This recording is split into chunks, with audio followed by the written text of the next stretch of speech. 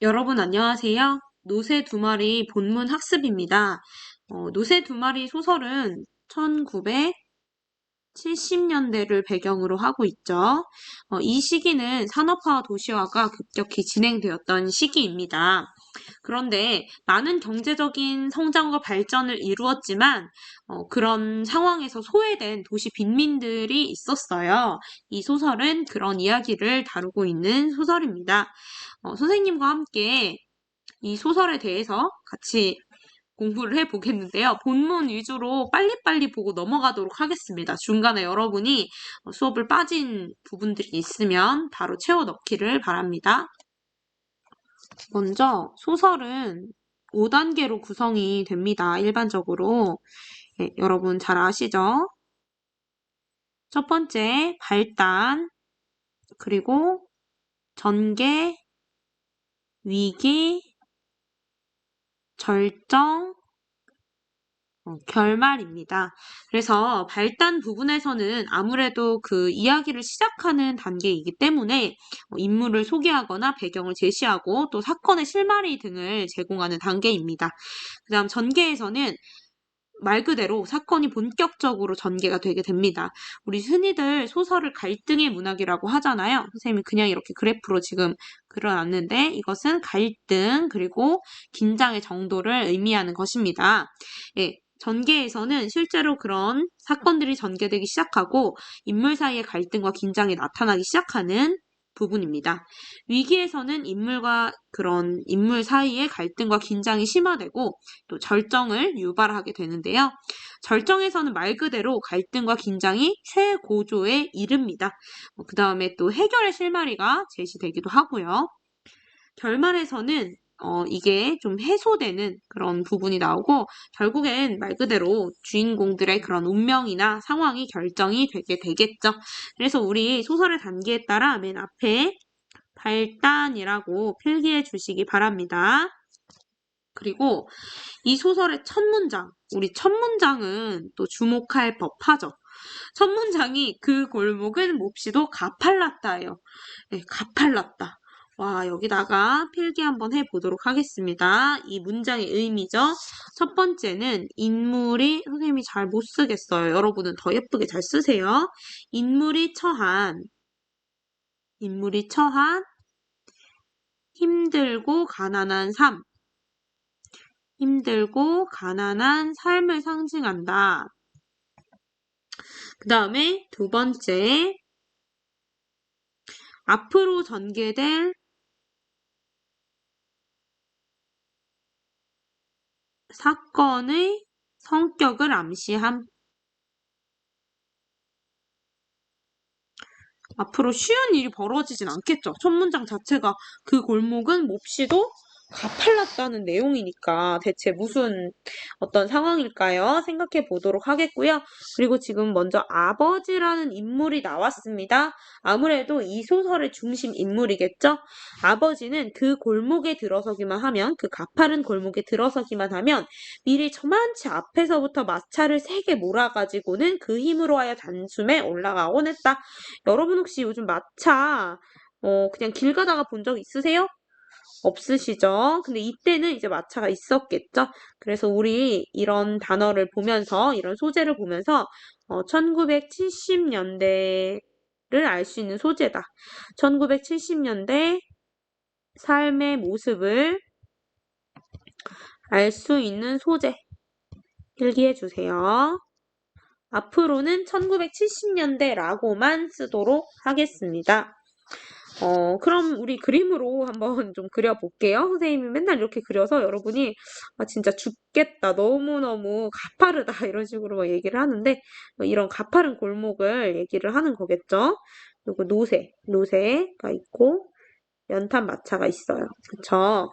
그러면은 아버지는 너무 가파르니까 저만치 앞에서부터 여기 평지서부터 세게 몰아가지고는 이렇게 한 번에 확 가려고 했다는 거죠. 그러나 이 소설에 드라마 너무 많이 나오고 마음이 아파요. 이 작전이 무슨 작전? 이렇게 한 번에 올라가는 작전이 매번 성공하는 것은 아니고 덜어는 마차가 언덕의 중간쯤에서 더 올라가질 못하고 주춤주춤 할 때도 있었다. 이런 쪽에서. 그러면 아버지는 이마에 심줄을 잔뜩 돋우며 이랴 이랴 하면서 노새의 잔등을 손에 휘감고 있는 긴 고삐줄로 3번, 4번 후려쳤다. 여러분, 잔등이 어딜까요? 노새가 이렇게 있으면 이번에 좀 잘 그렸어요. 그쵸? 노새가 이렇게 있으면은 잔등 어딜까요? 우리 실제로 수업 들은 친구들은 이거 사진으로도 보여줬는데 잔등은 배 반대쪽. 여기가 잔등이에요. 여기가 잔등입니다. 여기 뭐 그 단어 뜻에도 나오죠? 안 나오나요? 자, 그래서 아버지가 3번 해보 후려쳤다. 어떤 상황인지 아시겠죠? 노새도 1970년대 알 수 있는 소재입니다. 그리고 이 소설의 제목이 노새 두 마리니까 노새가 등장했어요. 그러면은 이 소설의 중심 소재겠구나 하고 잘 봐주시면 되겠죠? 노새는 그럴 때마다 뒷다리를 파득파득 바둥거리며 안간 힘을 쓰는 듯 했으나 그쯤 되면 마차가 슬슬 아래쪽으로 미끄러져 내리기는 할망정 조금씩이라도 올라가는 일은 드물었다. 물론 자 여기 밑줄 마차에 연탄을 많이 실었을 때와 적기 실었을 때도 차이는 있었다. 여러분 연탄 선생님이 가져왔었지만 잘 안 봤죠? 이것도 1970년대 알 수 있는 소재입니다. 마차로 연탄을 배달한다는 게요. 그쵸? 적게 실었을 때는 그깟 달랑달랑 단숨에 오르기도 했지만 그런 때는 드물고 대개는 짐을 가득가득 싣고 다녔다. 가득 실으면 대충 500장에서 600장까지 실었는데 이거 연탄 한 장에 3.5kg거든요. 곱해보세요. 진짜 대단하죠. 완전 육체 노동이에요. 아버지는 그래야만 다소 신명이 나지. 왜 기분이 좋아요? 무거운데? 그래야 돈을 더 벌 수 있잖아요. 200장이나 300장 같은 것은 처음부터 성이 안 차는 눈치였으며 100장쯤은 누가 부탁도 안 할 뿐더러 아버지도 아예 실으려고 하지도 않았다라고 했습니다. 그 다음에 우리 동네에는 변두리였대요. 변두리였으므로 자 여기다가 공간적 배경이라고 써주세요. 공간적 배경. 그리고 여러분 변두리의 반대말은 뭘까요? 자 만약에 여기가 이제 뭐 어떤 땅이 있어요. 여기가 만약에 서울이라고 했을 때 뭐 변두리 이쪽이겠죠? 여기가 서울이에요. 서울이 배경이에요. 그 중에서도 서울 변두리를 배경으로 이 소설이 하고 있는데, 변두리 이런 데겠죠? 그쵸? 자, 변두리의 반대말은 중심이에요. 중심 혹은 중앙이에요. 중심이에요. 이렇게 느끼시면 돼요. 그런데 사실은 이 중심 혹은 변두리라는 이 구분이 단순히 여러분, 그 위치로만 하는 건 아닌 것 같아요. 제 생각에.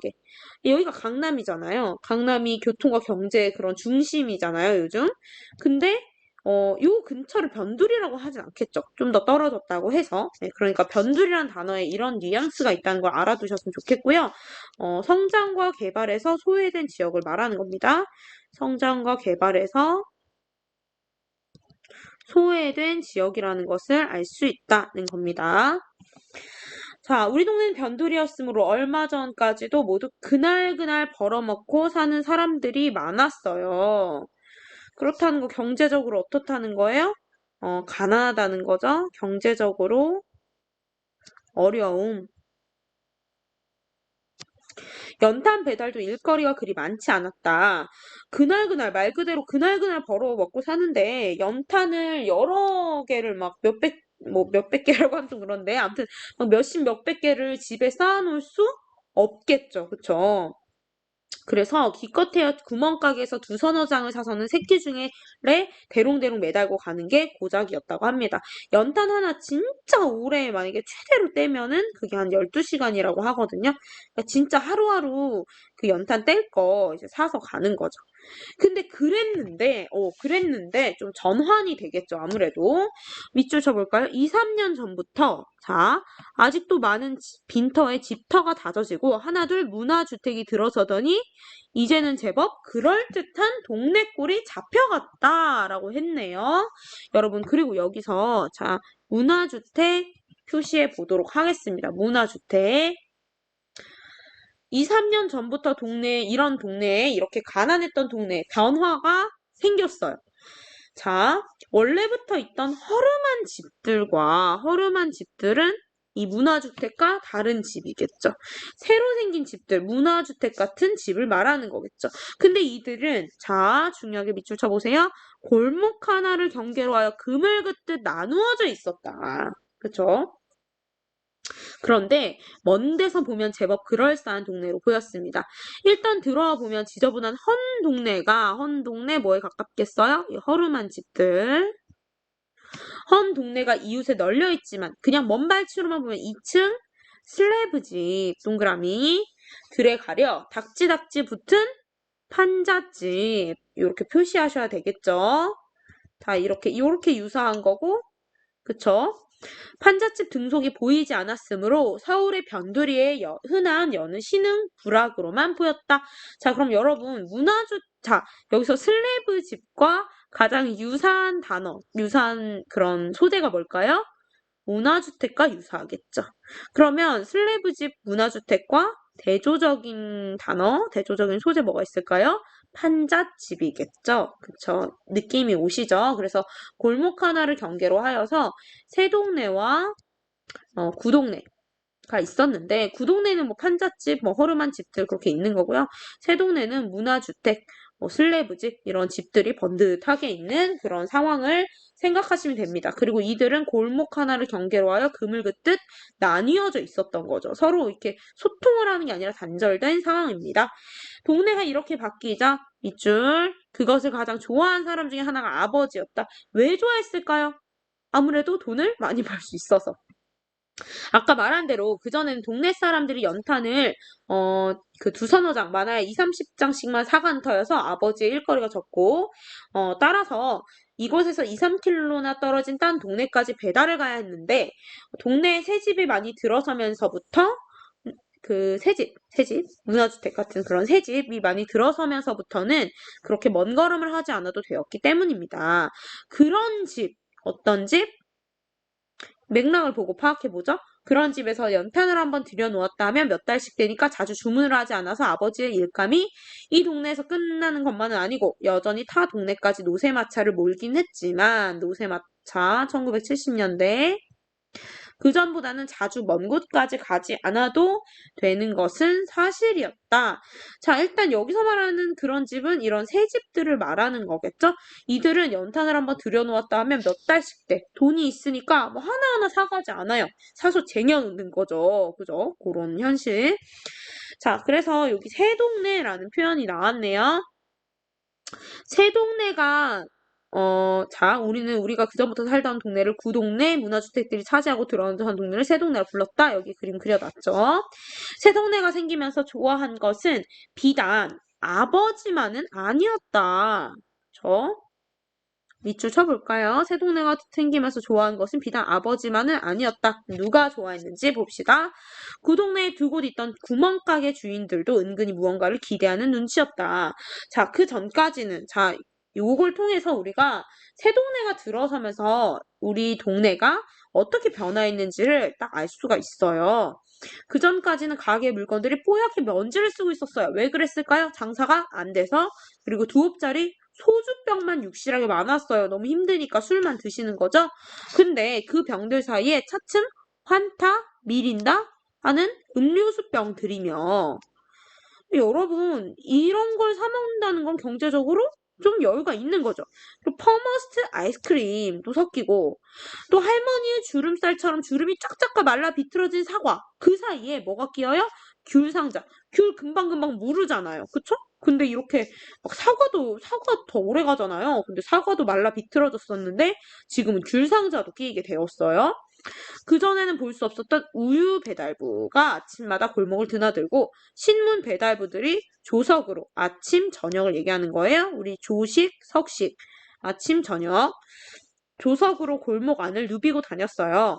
전에는 얼씬도 않던 슈샤인 보이가 슈샤인 보이 쉬워요.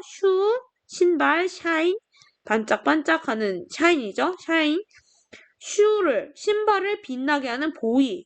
남자아이. 뭐예요? 구두 닦기예요. 새벽이면 구두 닦으 하면서 외치고 다녔어요. 전에는 저 아래 큰 한길가 근처에 차를 대놓고 올 테면 오고 말 테면 말하는 식으로 버티던 청소부들이 골목 안까지 차를 대고 쓰레기를 퍼갔습니다. 자, 근데 저 아래 큰 한길가 근처에 올 테면 오고 말 테면 말하는 식으로? 이거 왜 그런 거예요? 그냥 청소 이거 해야죠. 해줘야죠. 근데 그 동네를 무시하는 거예요. 가난하니까. 가난한 그 동네를 무시하는 거예요. 나빴죠? 자, 그런 것을 우리가 확인할 수 있었습니다. 자, 넘어가 보겠습니다. 잠시만요. 어떻게 넘어가면 좋을까요?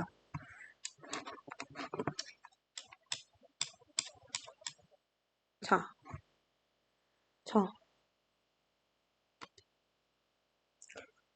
한 장 넘겨서 그러나 동네의 모습이 이처럼 달라지기는 했어도 중요하게 밑줄 그 동네와 새 동네 사람들이 서로 어울리는 일은 없었다. 중요한 부분이죠. 중요한 문장입니다. 너는 너, 나는 나 하는 식으로 새 동네 사람들은 문을 꼭꼭 걸어 잠그고 누가 다가오는 것을 거절하고 있었다. 거절하고 있었다. 자, 새 동네 사람들의 어떤 태도가 보입니까? 개인적인 태도. 써주세요. 개인적인 태도.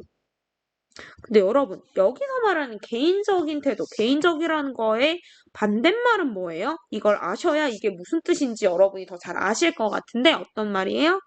그렇죠? 공동체적인 태도.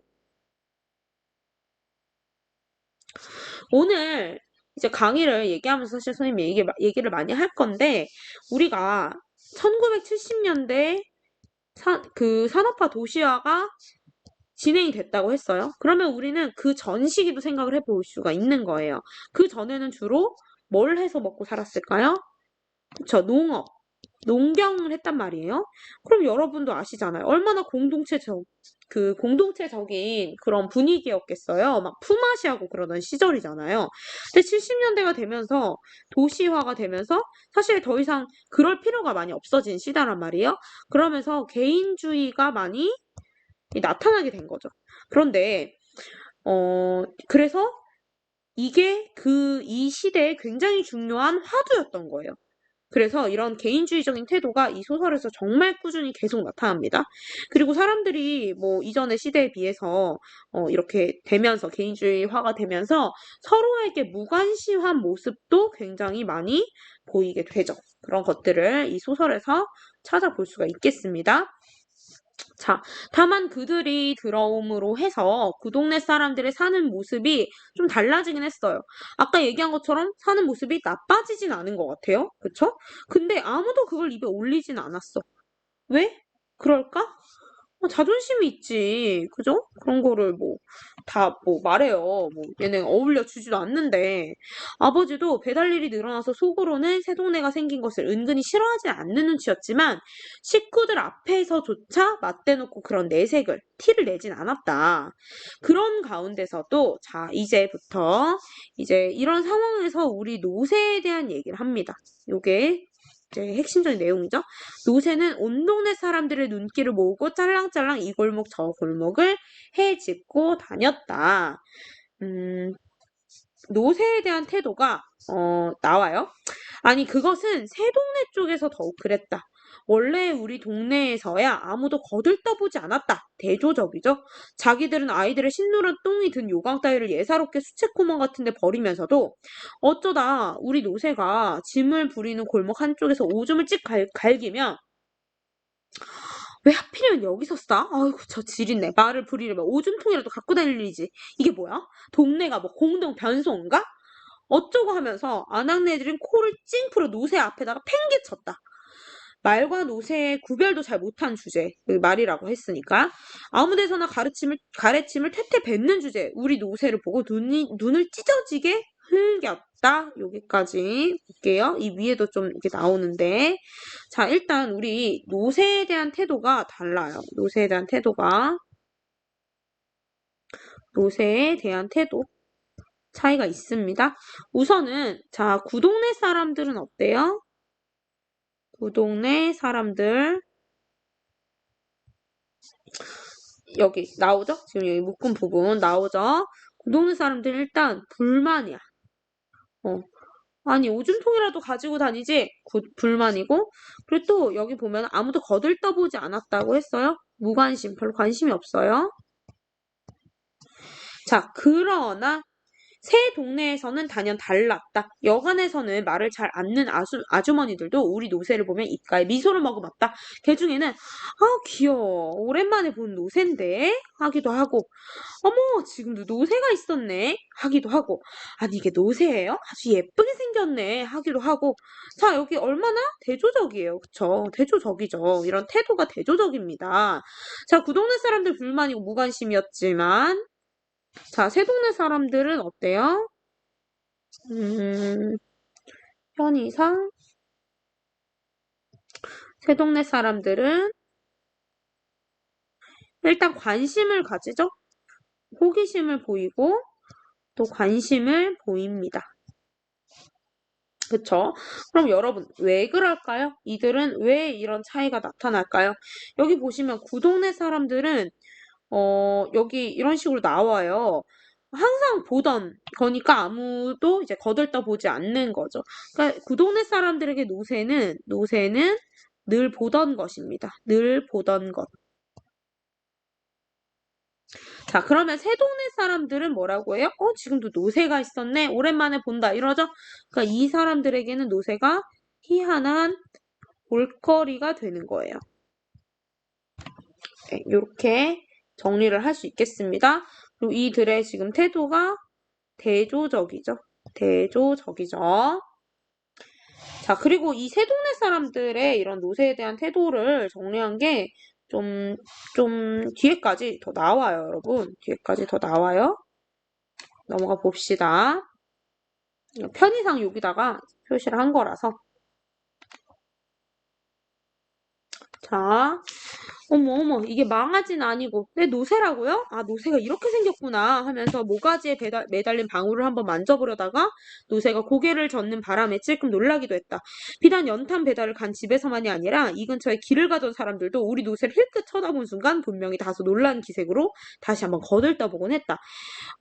대야를 옆에 끼고 볼이 빨갛게 익은 채 목욕 갔다 오던 아주머니도 부드러운 눈길로 노새를 바라보고 다정하게 나들이를 가려고 막 대문을 나서던 내외분도 우리 노새가 짤랑짤랑 지나가면 아이 그거 참 귀엽다는 거죠. 그런 표정으로 한동안 지켜보고 파 하나 사가지고 잰 걸음으로 쫄쫄거리고 하던 식모 아가씨도 잠시 발을 멈추고 노새를 바라보았다. 여기까지가 다 새 동네 사람들이 노새에 대한 태도를 보여주는 거예요. 근데 여러분 노새가 희한한 볼거리가 되었다고요? 새 동네 사람들은 노새를 희한한 볼거리로 여긴다고요? 자주 못 본 거죠. 그렇다는 거는 우리가 여러분이 막 뒤에 수업도 들었으니까 노새는 사라져가고 있어요, 지금. 사라져가는 존재예요. 그런 것도 여러분이 느끼실 수 있습니다. 자, 무엇보다 우리 노새를 보고 좋아한 것은 새 동네 아이들이었다. 노새만 지나가면 지금까지 하던 공차기나 배드민턴 얘는 이거 하고 놀아요. 그런 걸 멈추고 한동안 노새를 따라왔다. 야 노새다 한 아이가 외치면 다른 아이들도 덩달아 외쳤다. 그래 노새다. 야 이게 노새구나. 그래 임마 넌 몰랐니? 듣긴 했는데 보긴 처음이야. 아 귀 한번 대빵 크다. 힘도 세니? 그럼 저것 봐 저렇게 연탄을 많이 싣고 가지 않니? 자 아이들이 이러면 나는 마음이 어떻겠어요. 그런 애들이 관심 가지는 거의 지금으로 따지면 조금 부적절할 수 있지만 약간 명품 같은 거 여러분 명품이라고 하면 좀 별로고요.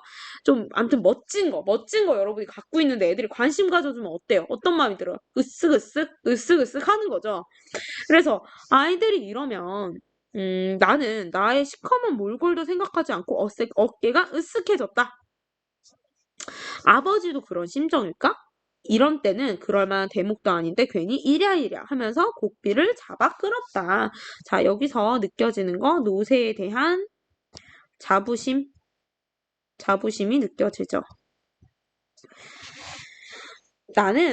그런데 나는 사실 새 동네 아이들을 그리 좋아하지 않았다. 미추. 왜 그럴까? 뒤에 이유가 나오죠?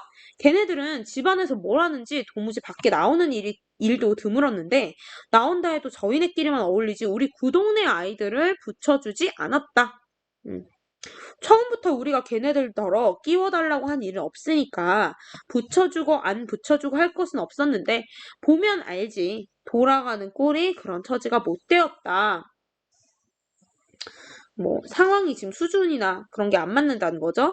우리 구동네 아이들이야 학교 가는 시간을 빼놓고는 내내 밖에서만 노는데 놀아도 여간 희망스럽게 놀지 않았다. 걸핏하면 싸움질이요, 걸핏하면 욕질이었다. 말썽 어찌 그리도 잘 부리는지 아이들 싸움이 커진 어른 싸움도 끊일 날이 없었다. 여러분, 새 동네 아이들 뭐하고 놀아? 공차기 배드민턴. 지금 대조적이죠. 이것도 대조적이죠. 노는 게 좀 대조적이죠. 그러자니 그 동네 아이들은 자연히 새 동네 골목에까지 진출했다. 같은 골목이라도 새 동네는 조금 널찍한 데다가 사람들의 왕래도 그리 잦지 않아서 놀기에 좋았다. 그렇다고 새 동네 아이들이 텃세를 부리지도 않았다. 그들은 저희끼리 놀다가도 우리들이 내려가면 하나둘씩 슬며시 자기네 집으로 들어갔다. 그러니까 이렇게 골목 하나를 경계로 하여서 새 동네, 구 동네 있는데 얘네가 이 골목이 좀 더 넓고 하니까 새 동네 아이들이 놀다가 자기 집으로 쏙 들어가 버리는 그런 거죠. 얘네가 오면은. 자, 그런 아이들이었으므로 나는 평소에 대면대면하게 지냈는데 이들이 자, 우리 노새를 보고 놀라거나 칭찬할 때만은 어쩐지 그들이 좋았다. 이들 누구예요? 누구죠? 새 동네 아이들이죠. 새 동네 아이들이죠. 자, 거기 비해서 우리 동네 아이들은 대조적이죠. 노새만 보면 엉덩이를 툭 치거나 꼬챙이 같은 걸로 건드리고 머리를 쓰다듬는 척하면서 콧잔등을 한 대씩 쥐어받고 하기가 일쑤였다. 자, 여기서의 콧잔등은 여러분 노새가 이렇게 눈이 있으면 여기가 콧잔등이죠. 노새가 이렇게 있으면은 아시죠? 다 이해하시죠? 요거? 그쵸? 여기가 콧잔등, 여기가 잔등, 그죠? 평소에 말수가 적고, 자, 뭐, 이렇게 대한 거죠. 얘네. 대조적이고요. 자, 평소에 말수가 적고, 화내는 일이 드문 아버지. 여러분, 아버지에 대해서 지금 성격을 직접적으로 얘기를 했어요. 너무 중요하죠. 자, 왜냐하면 아버지는 중심 인물이니까, 중심 인물의 성격에 대해서 이렇게 힌트를 줬으니까, 우린 잘 봐둬야 되겠죠? 자, 아버지 성격에 대해서 얘기를 하고 있어요. 말수가 적고 화내는 일이 드물다. 근데 아버지가 이런 때는 눈에 불을 켜고 개구장이들 내몰았어요. 이 떼갈놈의 새끼들, 노새가 밥 달라든 옷 달라든 왜 지랄들이야? 밑줄. 아니 말수가 적고 화내는 일이 적으시다면서요. 근데 이렇게 얘기를 한다고요? 이건 왜 그런 거예요? 왜? 노새를 소중하게 여김. 노새를 소중하게 여김. 자, 여기까지 보시고요. 여기까지가 발단이었습니다. 여기서부터 이제 전개, 여기서부터 전개예요. 우리 집에 노새가 들어온 것은 2년 전이었다. 2년 전에 과거 회상을 하는 거죠. 과거 회상. 그 전까지는 말을 부렸는데 누군가 노새와 바꾸지 않겠느냐고 제의해왔다. 싫으면 웃돈을 조금 얹어서라도 바꿔주겠다는 것이다. 한 3년 가까이 그 말을 부려온 아버지는 막상 놓기가 싫은 모양이었으나 그 말이 눈이 자주 짓무르고 뒷다리 복사뼈 근처에 늘 상처가 가시지 않는 등 잔병 치레가 잦은 터라 두 번째 말을 걸어왔을 때 그러자고 응낙해버렸다. 할머니와 어머니 그리고 큰형은 그래도 말이 낫지. 그까진 노새가 무슨 힘을 쓰겠냐고 말자고 얘기를 했으나 자 사실은 노새 본인이 아버지가 모는 건데 이렇게 말하면 좀 싫을 수 있을 것 같죠? 근데도 아버지는 말수가 적고 책임감이 강하잖아요? 네, 그러니까 그렇게 화내지는 않으세요. 노새를 한번 보고 온 아버지는 어떻게 생각했는지 그 길로 노새와 말을 맞바꿨다. 아닌 게 아니라 노새는 힘이 하나도 없어 보였다. 보기에도 비리비리한 게 약하게만 보였다. 할머니나 어머니 그리고 큰형은 그것 보라고 이게 어떻게 그 무거운 연탄짐을 나르겠냐고 빈정댔는데 그래도 아버지는 가타부타 말이 없이 노새를 우리로 끌고 가 우선 솔질부터 시작했다. 자, 거기다가 이제 써봅시다. 아버지 성격 다시 느껴지죠? 말수가 적고 과묵함. 자, 근데 우리로 끌고 가서 솔질을 시작했는데 말이 우리지. 그것은 방과 바로 이따 있는 처마를 조금 더 달아낸 곳에 있었다. 그러니까 방이 있으면 바로 그 옆에 노새가 우리가 있는 거예요. 내 방이 있으면은. 그죠? 그래서 우리 집에는 자, 일단 여기 한번 밑줄 쳐볼게요. 달아낸 곳에 있었다. 멀리 못한 거죠. 이게 분명히 불편한 게 뻔한데, 그러니까 이 아이의 가정 형편이 가난하다. 가난하다. 그래서 우리 집에는 항상 말 오줌 냄새가, 똥 냄새가 가실 일이 없었다. 그럼 노새를 미워할 수도 있을 것 같아요. 제 생각에는. 근데 이 아이는 안 그래요. 그뿐 아니라 그 우리의 바로 옆방이 내가 할머니나 큰형과 함께 자는 방이었으므로 난 잠결에도 노새가 앉았다 일어나는 소리, 히힝거리는 소리, 방귀 소리까지 들을 수 있었다. 정은 들겠네. 자, 어쨌거나 이 노새가 들어오면서 그 뒤치다거리는 주로 내가 맡게 되었다. 큰형도 더러 돌봐주긴 했으나 큰형마저 군에 들어가고 난 뒤부터는 나에게 전적으로 그 일이 맡겨졌다. 고등학교를 나온 작은 형이 있긴 해도 뭐 읽을 때 우리 이렇게 표시할 수 있어요. 그쵸? 뭐 할머니 뭐 이런 거. 그는 작은 형은 아버지나 어머니의 성화에 아랑곳 없이 늘상 밖으로 싸다니기만 하고 원래 집에 있을 때도 기타를 들고 골방에 처박히기가 일쑤였다. 가엾게도 노새는 원래는 회색빛이었는데 우리 집에 온 뒤로는 차츰 연탄때가 묻어 검정빛으로 변해갔다. 그쵸? 근데 여러분, 우리 여기서 선생님이 얘기했어요. 이 검정빛이 의미하는 거. 우리 이렇게 검정빛이라고 하면 일단 이미지가 이제 느껴지죠. 그러니까 좀 이미지를 여러분이 상상해 볼 수가 있겠죠? 연탄때가 묻어서 검정빛으로 변해간 거야. 얼마나 고달파요, 이 검정빛이. 얼마나 고달파요? 자, 엉덩이께는 물론 갈기도 까맣게 연탄가루가 앉아 있었다. 내가 깜냥으로는 내가 생각할 수 있을 때는 지성스럽게 털어주고 닦아주고 하는데도 자, 연탄때는 속살까지 틀어박히는지 닦아줄 때만 조금 희끗하다가 한바탕 배달을 갔다 오면 도로 그 모양이었다. 하지만 노새도 내 그런 정성을 짐작은 하는지 엉청이 있다가도 내가 가까이 가면 고개를 위아래로 흔들어 아른 체를 했다. 둘이 이제 친근한 사이인 거죠. 그랬는데 자, 여기까지 얘기한 거고 그랬는데 그 노새가 오늘은 우리 집에 없다라는 거죠. 없다. 자, 그리고 요 문장은 노새가 없다고 하잖아요. 그쵸? 그러니까 요 문장은 노새가 달아난 사건을 안내하는 역할이죠. 안내하는 역할을 하는 문장이에요. 자, 내용이 좀 끊기죠? 자, 노새가 갑자기 달아난 건 어저께 일이었다. 밑줄. 자, 우리 시간의 흐름에 따라서 내용 전개에 있어서 순행적 구성과 역순행적 구성이 있다고 했어요. 순행적 구성이라 하면 과거 어떤 시점이 있으면 현재 혹은 미래까지 이렇게 시간 흐름대로 쭉 내용이 전개되는 게 순행적 구성이에요. 그럼 역순행적 구성은 뭘까요? 미래로부터 이렇게 가는 걸까요? 이것도 역순행적이겠는데 뭐 벤자민 버튼의 시간은 거꾸로 간다도 아니고 좀 어렵죠, 그렇죠? 역순행적 구성은 그냥 이 순행적 구성이 아닌 모든 거예요. 이렇게 가다가 도로 돌아갔다가 가도 역순행적 구성이고요. 그렇죠? 삽입이 돼도 역순행적 구성이고요. 자, 그래서 갑자기 어저께 얘기를 하죠. 그래서 우리 역순행적 구성 써볼까요? 역순행적 구성. 역순행적 구성. 왜냐면 현재 얘기하다가 다시 과거로 가서 얘기를 하니까. 그죠? 자, 어저께 무슨 일이 있었는지 한번 같이 살펴보도록 하겠습니다. 아버지는 연탄을 실은 뒤 노새의 고삐를 잡고 나는 그냥 뒤따르고 있었다. 내가 뒤따르는 것은 아버지에게 큰 도움이 못 되고 할 일 없이 따라다니기만 할 뿐이었다. 야트막한 언덕길을 오를 때 마차의 뒤를 밀기도 했지만 그것은 그대로 신용일 뿐 내 어린 힘으로 어떻게 된다든가 하는 일은 없었다. 아버지는 이따금 따라다니지 말고 집에 가서 공부나 해 라고 했지만 내가 공부 다 했어요 하면 그 이상 더 말리진 않았다. 그러나 연탄을 씻거나 부릴 때 내가 거두려고 하면 아버지는 한사코 그걸 말렸다. 어린 애기가 막 이렇게 고생하는 거 싫겠죠.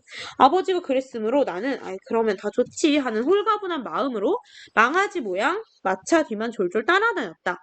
바로 어저께도 그랬다. 새 동네에 두 집에서 200장씩 갖다 달라고 해서 돈도 많아, 그죠? 아버지는 연탄 400장을 싣고 새동네로 들어가는 그 가파른 골목길을 들어서고 있었다. 여러분 기억나세요? 선생님이 매우 가파르게 그렸던 그 골목 기억나세요? 기억나시죠? 첫 문장이었잖아. 그죠? 자, 그리고 얘가 애다 보니까 이렇게 얘기를 해요, 중간에. 얘기의 앞뒤가 조금 뒤바뀌었지만, 우리 아버지는 연탄 가게 주인이 아니고, 큰 길가에 있는 연탄 공장에서 배달 일만 맡고 있다. 그러므로 연탄 공장의 배달 주임이 어느 동네, 어느 집에 몇 장을 날라다 주라고 하면, 그러면 그만한 양의 탄을 실어다 주고 거기에 따르는 돈만 받으면 그만이었다. 그런데, 한 가지 자랑스러운 일은 아버지는 아무리 찾기 힘든 집이라도 척척 알아낸다는 것이다. 그죠? 연탄 공장 사람들의 설명이 미처 끝나기도 전에 알만하오 한마디면 그만이었다. 열이면 열 거의 틀린 일이 없었다. 오죽하면 영감 사람들도 마차 영감은 집 찾는데 귀신이라니까 하면서 혀를 내두를까 인정을 받으시는 거죠. 그들도 아버지에게 실려 보내면 마음이 놓인다는 것이었다. 신뢰도 받으시고 계시죠? 어저께도 아버지는 자꾸 어저께 얘기 나와요. 어저께가 바로 지금 이 소설에서 이제 중심 사건이 일어나는 그런 날입니다. 어저께도 아버지는 이러이러한 댁에 갖다 주라는 말을 듣자 2번 다시 물어보지 않고 짐을 싣고 나선 것이다. 자, 그 가파른 골목길 어귀에 이르자. 자, 우리 이런 부분 보면은 그 첫 문장이 또 생각이 나죠. 아버지는 미리 노새 고삐를 낚아잡고 한다름에 올라갈 채비를 했다. 여러분 기억나시죠? 이 중턱에 멈추기도 했지만 너무 중턱이 아닌가요? 멈추기도 하지만 너무 가파르니까 한다름에 이렇게 올라갔다고 얘기를 했었죠. 그러나 어쩐 일인지 다른 때 같으면 400장 정도는 힘 안 들이고 그냥 올라설 수 있는 고개인데도 이날따라 오름길 중턱에서 또 걸리고 말았다. 근데 여러분 기억나세요? 여기서 걸리면 다시 내려간 일이 대부분이었지 올라간 일은 드물었다고 얘기를 했었어요. 그죠? 아버지는 하는 눈치더니 고삐를 거머쥐고 힘껏 당겼다. 이마 힘줄이 굳게 돋았다. 얼굴이 빨개졌다. 나는 얼른 달라붙어 죽어라고 밀었다. 그러나 길바닥에는 하필 살얼음이 한 겹 깔려 있어서 마차를 미는 내 발도 줄줄 미끄러져 나가기만 했다. 여러분, 이 계절을 알게 됐어요. 계절적 배경이 언제예요? 겨울이죠. 네, 여러분, 얼마나 힘들겠어요.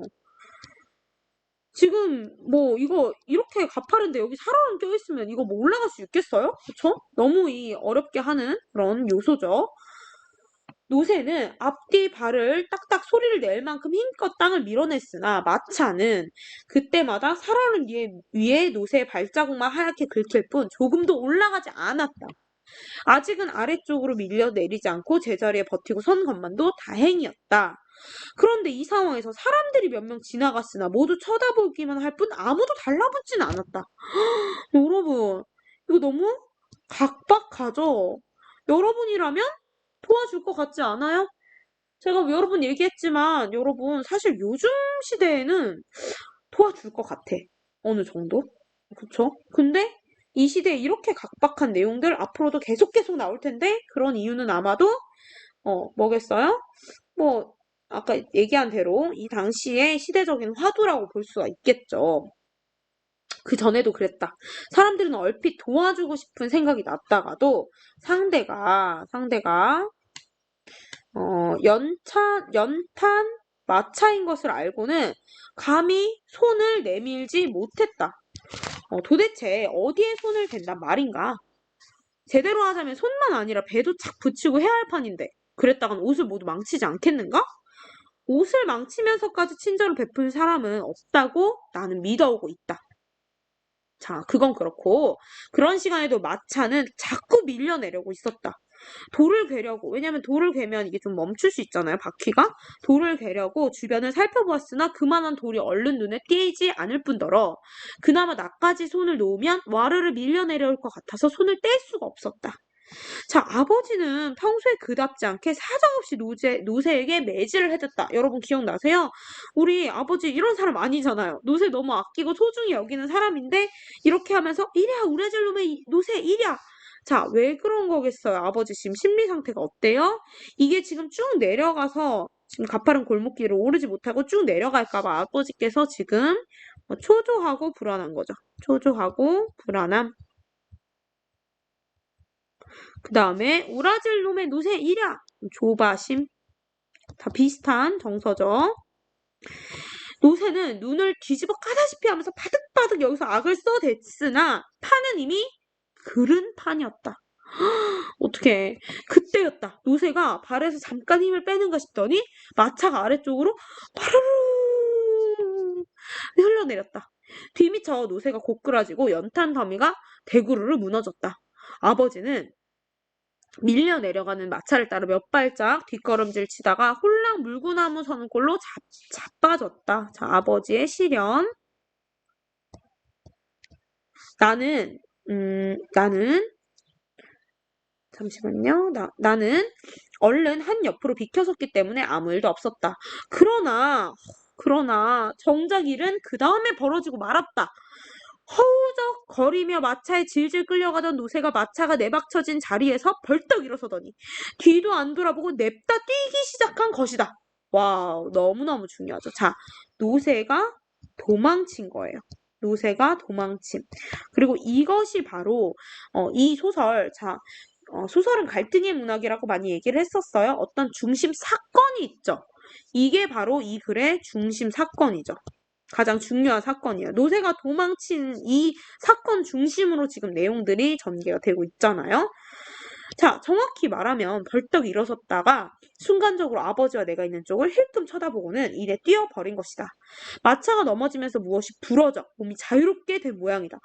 아버지 어떡해요? 네, 노새. 어떡해, 놀람. 안타까움. 그 다음에 걱정스러움. 그리고 이러한 지금 우리 아버지의 상황을 자, 네 글자의 한자성어로 어떻게 표현을 할 수 있을까요? 그렇죠? 설상가상. 설은 눈설이에요. 눈 위에 첨가가 된 거, 추가가 된 거예요. 뭐가? 상은 설이상이거든요. 그래서 눈 위에 설이까지 같이 얹어졌다. 그래서 엎친 데 덮친 격이라는 뜻의 한자 성어죠. 자, 넘어가 보겠습니다. 다음 장 볼게요. 자, 아버지는 넘어진 채 그 경황에도 뛰어가는 노새를 쳐다보더니 얼굴이 새하얘졌다. 그러나 그런 망설임도 그때뿐 아버지는 힘들게 일어서서 딴 사람이 되어 빠른 걸음으로 노새를 뒤쫓았다. 그쵸? 죄송해요. 아버지 얼굴이 새하얘졌다. 여기도 필기를 하도록 하겠습니다. 놀라고 당황함. 그리고 이제 그 아버지 막 이제 빠른 걸음으로 노새를 뒤쫓게 된 거죠. 여기까지가 전개입니다. 그리고 요 아래가 위기인데요. 시간 관계상 위기부터 끊어서 다시 보도록 하겠습니다. 꼭 이어서 봐주세요.